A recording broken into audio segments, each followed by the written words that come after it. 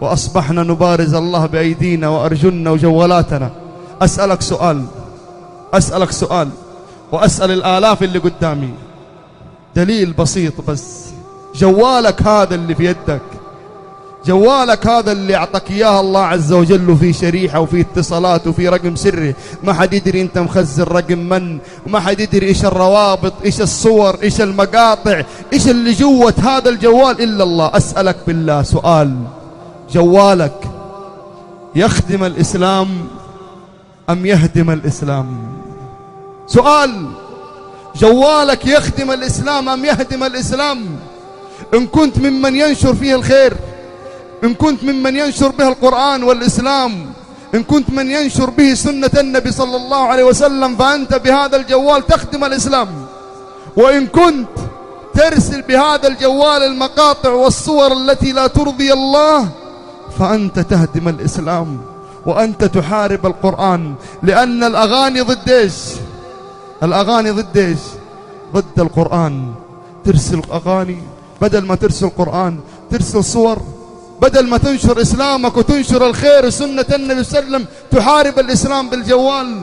هذا دليل من أدلة، أقسم بالله العظيم. بعض الشباب يقول لك الحمد لله أنا والله أصلي وأنا بس عندي مشكلة واحدة، وهي مشكلة بسيطة، هي مشكلة الأغاني. مشكلة الأغاني هذه مشكلة بسيطة. كم من شاب يتمنى يقرأ قرآن ما هو قادر، السبب الأغاني. كم من إنسان يتمنى يحافظ على الصلاة مضبوط ما هو قادر، السبب الأغاني. كم من إنسان وقع في الفاحشة، السبب الأغاني. الأغاني ترى لها أثر خطير. الأغاني الله عز وجل بشر صاحبها بإيش؟ بماذا بشر الله صاحبها في سورة لقمان؟ ومن الناس من يشتري لهو الحديث. ما هو لهو الحديث؟ يقسم بالله ابن مسعود بأن لهو الحديث هو الغناء. اشترى لهو الحديث، صار يسمعه في سيارته في جواله في بيته، صار عادي عنده الأغاني. ومن الناس من يشتري لهو الحديث ليضل عن سبيل الله بغير علم ويتخذها هزوا، أولئك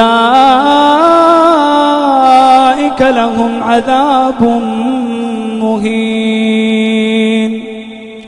وإذا تتلى عليه آياتنا ولى مستكبرا كأن لم يسمعها، كأن في أذنيه وقرا، فبشره بعذاب أليم.